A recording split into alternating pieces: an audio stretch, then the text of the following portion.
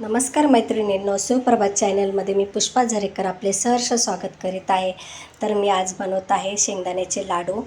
हे बघा, शेंगदाणे चांगले असे भाजून घेतले, वरचं साल पण त्यांचं काढून घेतलेलं आहे.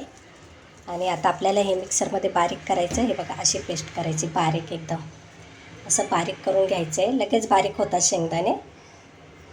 असे बारीक करून घेते आणि त्यानंतर त्याच्यामध्ये गूळ टाकायचा आपल्याला. जसं आपल्याला गोड हवं असेल त्याप्रमाणे गूळ टाकायचा. आणि हे जरा काजू बदाम घेतलेत.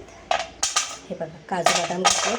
आता हे सर्व आपल्याला मिक्सरमध्ये बारीक करायचं आहे. जसं हे शेंगदाण्याचं मी बारीक केलं त्याप्रमाणे आता हे शेंगदाणे बारीक करून घेते आणि काजू बदाम पण बारीक करून घेते. हे बघा, मी आता चांगले छान अशी शेंगदाणे असे बारीक करून घेतलेले आहे. आणि हे लगेच मिक्सरमध्ये बारीक होतात. जसं आपण पीनट बटर बनवण्यासाठी कसं बारीक, एकदम बारीक, म्हणजे तेल सुटेपर्यंत बारीक करतो तेवढं नाही करायचं, पण थोडंसं कमी, पण लगेच याला तेल सुटतं. आता आणि आपण ही काजू बदामची पण पावडर घेतलेली ती त्याच्यात मिक्स करूया. ही काजू बदामची पावडर जसं आपल्याला हवं असेल तशी टाकायची. आता हे काजू बदामची पावडर टाकून आणि गूळ टाकून आता आपण मिक्स करून घेऊया. ही सगळी पावडर मिक्स केली. आता मी गूळ टाकते. जसं आपल्याला गोड हवं असेल त्याप्रमाणे आपल्याला गूळ टाकायचा. आणि हे झटपट होणारे लाडू आहे आणि थंडीतून चांगले पौष्टिक आहे. तर अगदी सोपे आणि सर्वांनाच आवडतात हे शेंगदाण्याचे लाडू. आणि आपण जरी ह्याचं असं हे सगळं बारीक करून ठेवलं ना, तर आपण चपाती बनवताना जसं आपण पुरण कसं भरतो पुरणपोळी करण्यासाठी, तसं त्याप्रमाणे हे जे पुरण बनवलं आहे लाडू, आणि तसंच त्याप्रमाणे आपण पुरणपोळी पण बनवू शकतो ह्याची. जसं पुरण बनवतो त्याप्रमाणे ह्याचं पण पुरण असं छान तयार होतं. गूळ टाकायचं चांगलं. गूळ चांगला पौष्टिक असतो, लहान मुलांना पण चांगला, आणि लाडू खूप छान लागतात हे. बघा, आता गूळ टाकून सगळं मिक्स केला. आणि आता आपण एकदा मिक्सरमध्ये पूर्ण एकजीव करून घेऊया. मिक्सरमध्ये परत एकदा मी हे सर्व साहित्य एकत्र मिक्स करून घेते, कारण की गुळाचे खडे राहतात ना, ते पण चांगले बारीक होतात.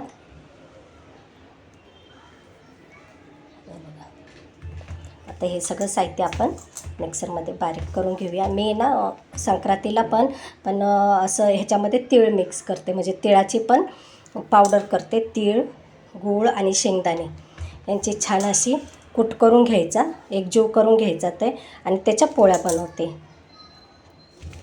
आणि ह्या पोळ्या ना टिकतात पण चांगल्या, 3-4 दिवस टिकतात. गुळपोळी, त्याच्यामध्ये तीळ आणि शेंगदाण्याच्या. आता प्रवासाला जाताना किंवा मुलं कुठे बाहेर राहत असेल तर आपण त्यांच्यासाठी हे बनवून देऊ शकतो. लाडू बनवा किंवा आपले गुळपोळीचे, तिळाचे, पुरणपोळीसारख्या पोळ्या करा, त्या खूप छान लागतात आणि टिकतात पण 3-4 दिवस. तर आता हे सर्व साहित्य मी मिक्सरमध्ये एकदा करून घेते. बघा तर मैत्रिणींनो, आता हे सगळं मी साहित्य बारीक असं मिक्सरमध्ये करून घेतलं आहे. गूळ, शेंगदाण्याचा कूट आणि आपलं काजू बदामचा कूट, हे सगळं असं मिक्स करून घेतलं आहे. आणि अगदी छान पटकन होणारे लाडू तुम्ही एकदा नक्कीच करून बघा. आपल्याला आता हे लाडू आहे ना बांधायचे, तर हे आपल्याला जास्त मोठे लाडू नाही बांधायचे, असे छोटे छोटेच लाडू बांधायचे. हे बघा, असे छोटे छोटे लाडू बांधायचे. अगदी तोंडात घालताच विरघळणारे आणि एकदम सॉफ्ट असे मस्त लाडू होतात हे.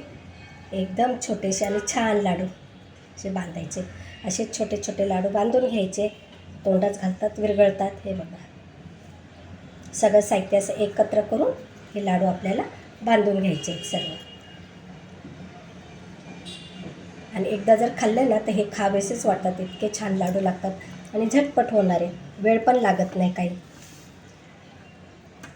आवडीप्रमाणे आपल्याला काय गूळ थोडासा घालायचा, साखर नाही घालायची, गुळच घालायचा, कारण की हे गुळातच छान लागतात.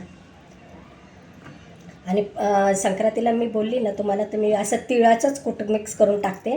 जसं आपलं पुरण कसं असतं त्याप्रमाणे असं पुरणाचं असं गोळा घ्यायचा आणि आपले चपाती जसं लाटतो त्या चपातीमध्ये हा गोळा भरायचा. जसं पुरणपोळी करतो त्याप्रमाणे भरायचे आणि ह्याचे चपात्या बनवायच्या.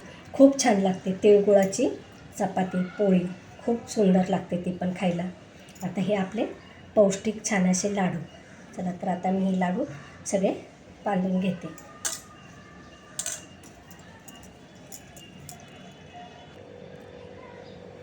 हे बघा मैत्रिणींनो, आपले हे गूळ आणि शेंगदाण्याचे लाडू तयार झालेले आहेत. आणि हे खायलाही पौष्टिक आणि अगदी तोंडात घालताच विरघळणारे हे लाडू. आपल्या घरात वयोवृद्ध कोण असेल तर त्यांच्यासाठीही चांगले आहे, कारण की तोंडात घालताच विरघळतं. त्याला चावायची आवश्यकता नाही आणि तेल तूप काही टाकायला लागत नाही. आणि काजू बदाम टाकायचं असेल तर ते ऑप्शन आहे, आपल्याला टाकायचे असेल तर टाकायचे, नाही तर नाही. असे हे आपले तिळगुळाचे लाडू. आणि हे थोडे थोडे करून घ्यायचे, कारण की जास्त दिवस पण कसे खौट होतात ना शेंगदाणे. त्यामुळं अर्धा किलो शेंगदाण्याचे केले तर आपण पाव किलोला कमी जरा गूळ घालायचा. अर्धा किलो शेंगदाणे असेल तर 200 ग्रॅमच गूळ घाला. आणि छान असे हे लाडू मस्त थंडीमध्ये खाण्यासाठी खूपच पौष्टिक आणि छान आहे. तर चला, तुम्हाला हा माझा व्हिडिओ आवडला असेल तर नक्कीच मला सांगा.